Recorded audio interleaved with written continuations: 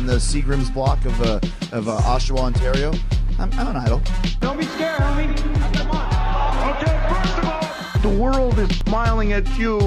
The wrestling business is smiling at you. And don't you frown back on it. Surprise, surprise, motherfucker. The king is back.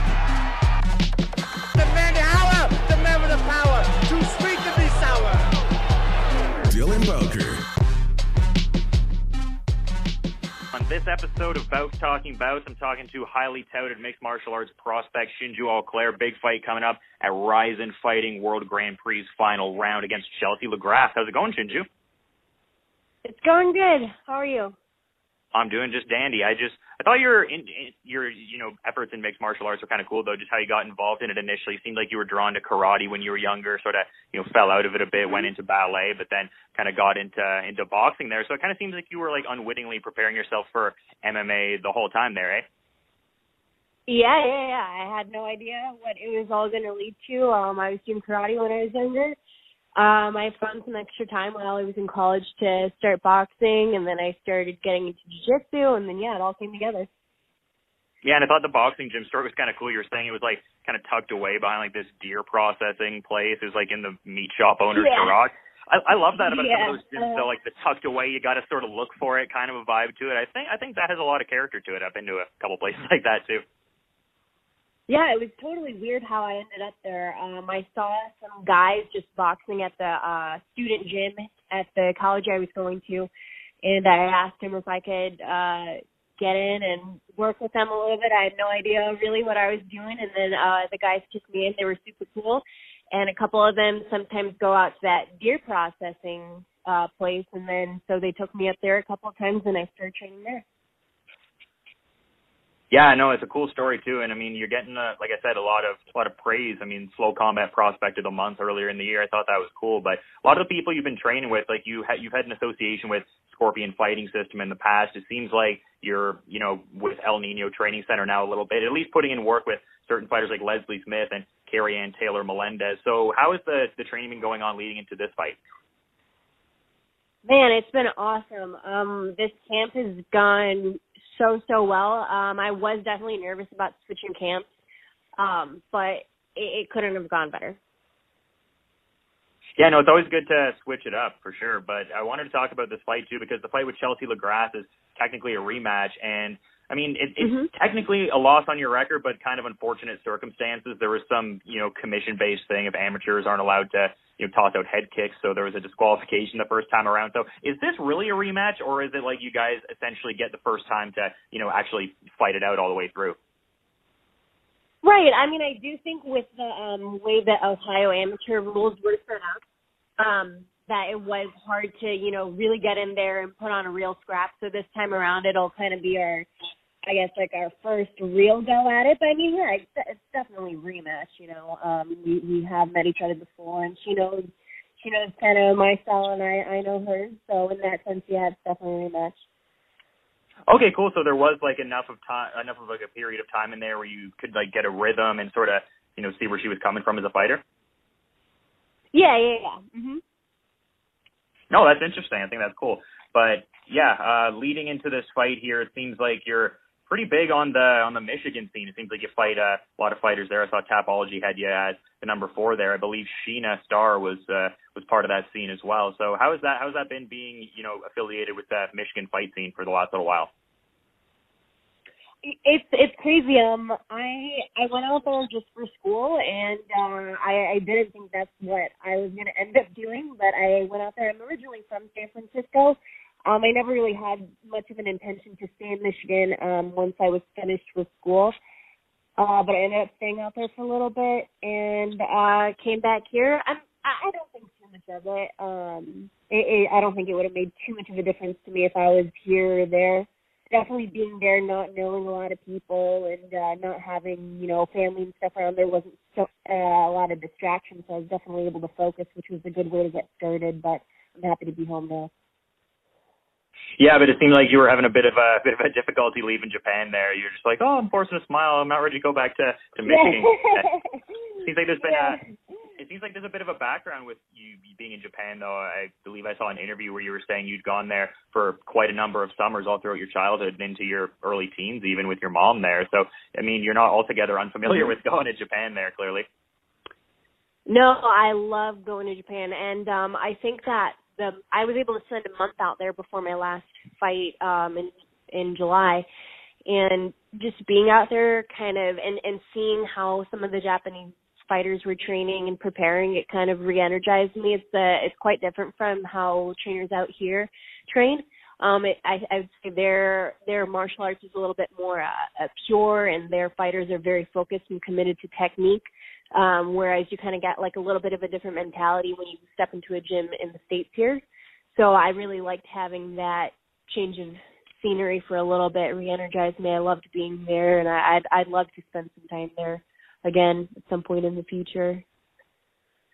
Yeah, it's always good to get these different looks, but it seems like you're a big fan of the Japanese mixed martial arts scene. Like, after your fight there, you're taking some questions, and an interviewer was asking you about the Gogo Plata you were attempting there. You're trying to pull off a Nick Diaz versus Gomi sort of situation there. Yeah.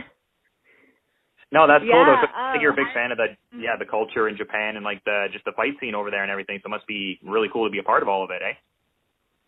Yeah, definitely. Especially, I like how I think with the Pride and the Rizin setup, how they do, you know, I know it's only for the men, but they do like the 10-minute rounds, and then they have it in a ring. So a lot of times in a cage, you end up kind of getting that pushed up against the wall, and there's kind of a stalling period.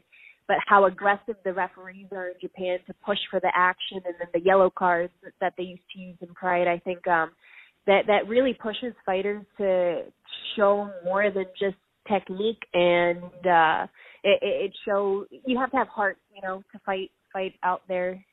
They really demand it.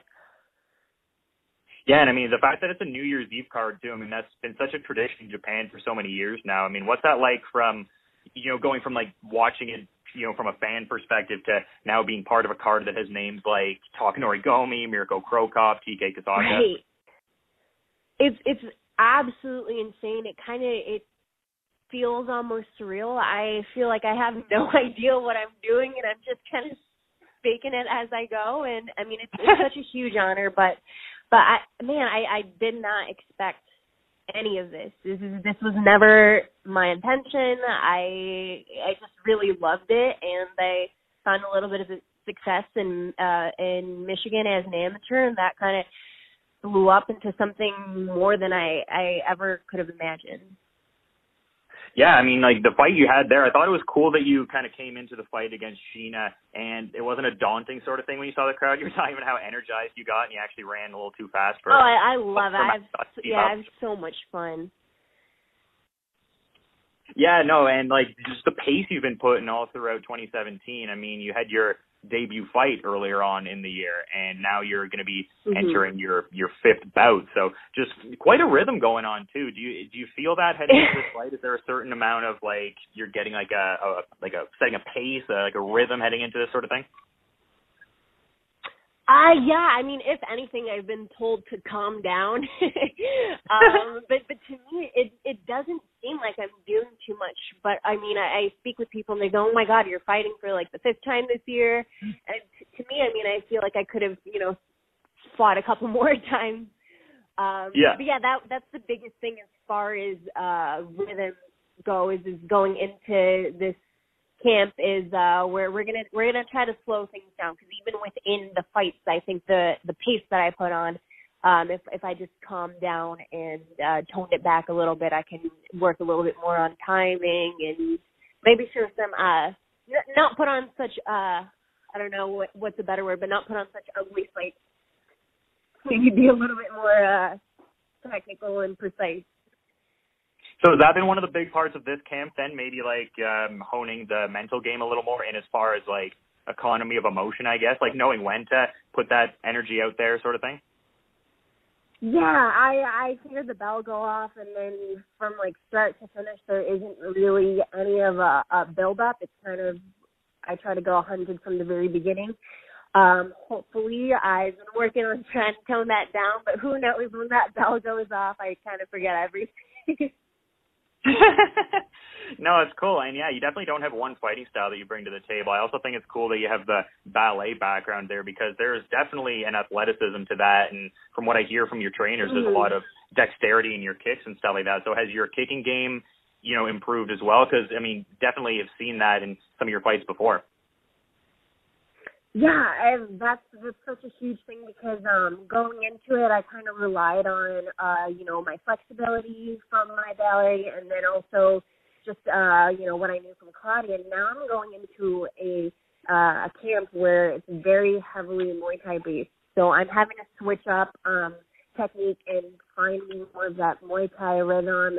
It's a completely different style, and it's hard to break so many years of technique. And I can see such merit to how the Thais use their kicking and their punching, and I'm really trying to work on that. But it's definitely a learning curve to it. Yeah, for sure. And it seems like you're learning at quite a rapid pace there. And you definitely take on big challenges there, your amateur debut against someone who was 5-0 there. So, I mean, has that been a big thing for you then, just like trying to get in these certain situations where you really want to throw yourself in the fire, test yourself sort of thing? I don't really think too much about my opponents at all. I personally haven't really picked out any opponents for myself, and it's hard when I get put into those situations, because I'll sit down with my coach and I see a lot of people that I want to get in there with, and then I kind of have to get told to calm down a little bit, as usual.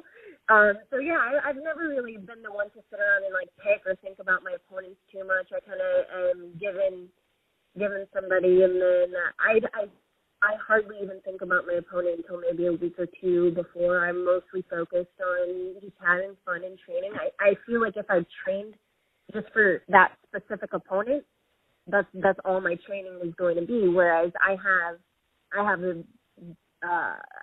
a goal beyond the fight that's in front of me, so I can't just train for one opponent or think about who's the one person I want to fight. And yeah, it seems like you're a good addition to that weight class. And as far as it doesn't seem like the weight cut's difficult for you. It doesn't seem like you have to, really have this intense scrutinized diet to get to the weight class sort of thing. And you seem to have a big advantage over everyone in as far as you're pretty tall for the weight class. I mean, being 5'8" and getting to get to flyweight there. And a lot of talk about the flyweight scene nowadays. So what are your thoughts on the ever-growing women's flyweight division and also your place within it going forward? Yeah, it's awesome. I really I walk around pretty much around 130, so I don't have much of a weight cut at all. I can get, the last couple of pounds off in, a matter of 40 minutes. So it's never been an issue for me. I have been asked to go down to 115, but I don't see that. I love being able to, stay healthy and feel strong at the weight I am without doing a huge cut. I think it's awesome that 125ers are getting some attention right now, especially with that tough season just ended. I think Nico is a really awesome first UFC champion, and so cool to have her been seated so low and then come up and beat everybody. And I think she's going to do really well in the division. I think there's some other 125ers that are going to stand out. I'm hoping Valentina comes down. I think she'll be an absolute monster at 25. It'll be really cool to see. Yeah, and it seems like Claudia Gadelha is looking to go up as well. So you kind of get it from both sides. Oh, wow, cool. Who are looking to drop down. And it's a really fun time for that weight class there. But I was wondering about the big coverage you've been getting over there in Japan. I mean, you're probably used to it. I mean, you had camera crews following you around before your first amateur fight and all that. But I mean, there's a lot of attention on you. Like some of the metrics I was seeing for the last Rizin event you were on there, it actually peaked during your fight, and it was the highest point the rating had been at all throughout the show. So what's it like to have all these eyes on you and to have the support of the Japanese audience so much? A lot of intrigue there. Yeah, it's fucking weird. I don't know how else. I don't really know how else to put it. I was kind of warned about it, but I didn't think that it would be at this level. And to be completely honest with you, I don't really like it. It's weird. I don't know how else to put it. I feel uncomfortable. I mean, when it comes down to the fight, at that point, like nothing else matters.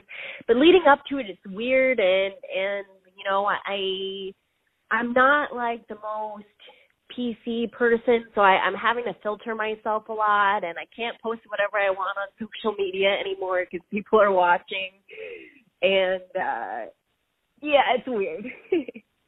I guess that's kind of a bummer, eh? Like, there's certain things you put out there where, this is probably funny, but you have to, like, scrutinize it a little bit more. Right. I mean, it is really cool because I get messages from girls who are just starting jiu-jitsu because they saw a fight I did or something like that. So in that sense, it's really cool to have some sort of an influence on younger girls who think that maybe that this wasn't a sport that they can get involved in, who maybe now think they can do that. So in that sense, it's really cool to have that sort of an influence, but in another sense, it does make things trickier. Oh, yeah, I could only imagine just, like, all the different eyeballs on you and stuff like that. It's like, I'm just doing my thing. I'm just living my life over here. Yeah, exactly. Especially because it happened so fast, too. I wasn't, like I said multiple times, I wasn't expecting any of this. Yeah, no, it seems like you have like a good attitude about it and everything like that. But I also wanted to, you know, figure out what kind of music you're jamming to on a regular basis, like when you're training and whatnot. Because I saw you had Sleigh Bells as your Rizin entrance on there, that Riot rhythm track. So I imagine you're jamming out some pretty good stuff then, based on that. Yeah, I love music like that pumps me up. But I was actually maybe play a calmer song when I walked out because my coach thinks I got a little bit too excited listening to that, and I actually ran down the ramp. Yeah. I think maybe just to get into a little bit more intense. So you don't really have like a set like genre or like group of artists you like to train to, kind of just like whoever like puts on whatever? Current Swell is a really good one. I like listening to them. I'm probably going to be coming out to a song I think I made up my mind. It's by Griffin, called Full Heart. I believe it's going to be my workout song, but I'm not 100% on that yet. But Current Swell is a really good one that I like listening to. Yeah, it sounds like you have some good tunes, and yeah, it's going to be a fun entrance. I'm sure you're going to have a great tune, and always good to have Lenny Hart, Scream Pride Lady, scream out your name at Saitama Super Arena there, too. Oh, my God, that was the best feeling ever. I had a sponsor. They had like a mascot that was to walk out with me, and they were supposed to come out, you know, like 3 seconds after I did. And I completely forgot about it. When she yelled my name, I was just like, oh, my God, this is the coolest thing, and I sprinted down the runway. And I got in so much trouble because the mascot didn't have time to run out because I had run so fast. So I got in a little bit of trouble from the sponsor. At least the mascot didn't fall down, though. At least the stumpy legs didn't work too much. Yeah, for the old mascot. No, they didn't even come out because I'd run so fast. I was supposed to walk out with it. So we can expect a mascot this time, then, I guess, eh? I'm not sure. I might have lost that one. Oh, well, you'll get another one, I'm sure, based on all the aforementioned attention we're talking about. But yeah, you've been... I hope so. Yeah, but you've been really good with your time, though. Is there anything you wanted to add as we're wrapping up here? No, I just wanted to thank El Nino Training Center for taking me in. I've only been there for a couple months now, but they have absolutely taken me in with complete open arms, and it's been an awesome experience. And everyone has to check out that fight, Rizin Fighting World Grand Prix. It's the final round going on New Year's Eve, a rematch between Shinju Auclair and Chelsea LaGrasse. I'm looking forward to it. And again, thanks for the time. Hope you enjoy the rest of your night, Shinju. Thank you. You too. You have a good one. You too. You have a good one.